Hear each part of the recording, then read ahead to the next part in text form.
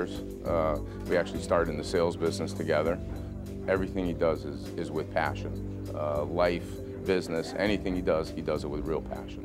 He's got a good respect for people. I think that really does give him a plus with the way he deals with people. You know, the employees, no matter who it is, stop, say hi, shoot the breeze with you. It's relaxed. He's a type of manager that will sit down, talk with you, and work the problem out rather than tell you this is how you're going to fix it. You know, he gives you the chance to work with him and do the things.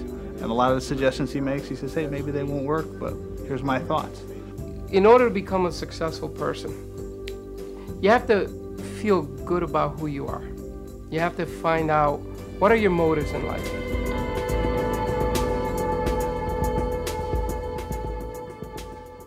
I grew up in Puerto Rico. I was born in 1951. My father made the ultimate sacrifice, which was to come here with very little English, no family, no formal trade, no nothing, except a lot of ambition to perhaps provide for a better living for his children. Back in 1986, I used to work in a dealership, and when you're in a dealership, you work from 9 to 9, and I was a general manager. So I found myself working 80 hours a week, which was part of my responsibility, and my son was 2 years old. We gave him his 2-year-old birthday, and I found that one of the things that I had actually missed was the first 2 years of his life. So I started to second guess myself. I was 35 years old at the time, and I started to think, what's really important in my life? I started to listen better to what the consumer wanted. Customers would come in and always tell us, you sold me a car, the car was stolen, the insurance company gave me a check, I still owe money on the car, what can you do for me? And I always wanted to do something about it, but I found myself in a position where if the customer owed more money on that car than the car was worth, and they had no money to put down on their second car, there wasn't much that I could do, except perhaps put them in a very inexpensive car, which was really not the right thing to do because it was totally unaffordable anyway. They had no money to put down. I said, if there was a product that can address that issue, I believe that that product would then generate a tremendous income for the person that comes up with it. So I couldn't think of anybody better qualified than myself. Chris is etching the complete VIN number on this vehicle. We use a stencil that we manufacture back at our office and identifying that window with the etching compound, which we are able to rub onto the stencil, and then removing the stencil that the car clearly has the complete VIN number, the vice script name, and a 1-800 number, which you can then utilize to identify the car with a database which identifies the consumer who has actually purchased the vehicle and registered the vehicle in their name. 15 years after owning ViceScript, I came across a friend of mine who owned a dealership, and he was in a position where he was looking for a partner. And sure enough, it was music to my ears. I went into this dealership. We do many things there. We service the customers one-on-one. We train our service department on shaking everyone's hand, greeting them when they come in the door. And once again, it's fun for me because it's doing what I love to do. I'm putting a customer into a car. That's what they came in to do originally. We're now at the Southington Chevrolet. This was the dream that took perhaps 25 years in the making, but we're here now. I can show you firsthand that obviously everybody seems to be very happy to be here. Customers are excited about doing business with us, and as I told you, it's all about personal relationships. Right here, we have a young lady who up until 3 months ago was in the retail business, and she used to sell clothing.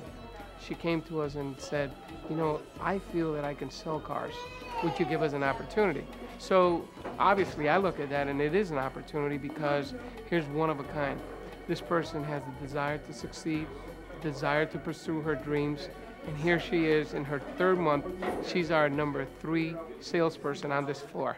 I have had so many jobs where the manager walks in the room and you're like, oh my God, what should I, act busy, what am I supposed to be doing right now? And he'll come over, he'll sit down, he'll level with you, he'll ask you how your day is, he'll talk to you about things. And there's one thing I will never forget is every time you see him, he will give you a piece of advice, every time. And it's so true, and it's always just at perfect opportunity. It's so bizarre, but he'll say the certain thing at a certain time that'll just make perfect sense. And a lot of times he'll just know by the look on your face if something's wrong or what, and he just has a very good way with people. He's very, very easy with people, so.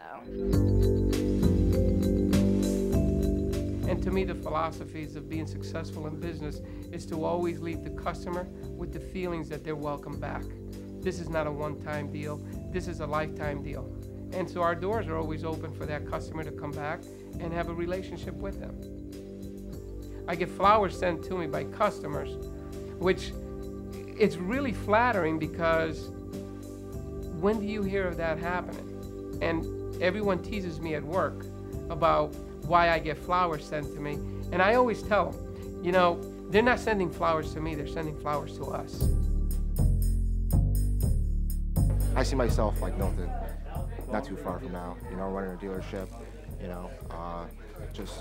just a really energetic person, just someone you like to be around, it just rubs off on you. It's contagious. One of the things that I do every morning is I look into that mirror and I tell myself, I am going to have a great day. And I don't give myself much choice but to have a great day. So it's a learned philosophy. It's a mentality of always winning. Defeats are just part of history, but winning is part of my life. As I always tell my children, if you critique someone, you're critiquing yourself. But if you help someone along the way, you're also helping yourself. Because the more happy people you come across to on a daily basis, the happier it is for you. Milton, he's a nice guy. As people go, I've worked at other dealerships, etc. The higher up the food chain you get, sometimes the less in touch you are with the people that put you where you are.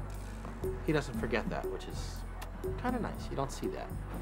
So he makes you happy. You can shake his hand or say hello. Dave, how you doing? Not because it's on my shirt, but because he remembers it. I like to feel that I treat every single employee with the same amount of respect and dignity that I expect to be dealt with myself. And I shake everyone's hands, and I give them a warm smile because that's my personality. And you'll see the people that work with me and the people that work around me always have a smile when they're talking to me. There's never a moment where there's a frown, because I always tell them it takes less facial muscles to have a smile on your face than it does to have a frown on your face. So I take the path of least resistance, and I always smile. He gets down on your level. He's real easy to relate to. He makes you feel like even the smallest thing you're doing is the most important.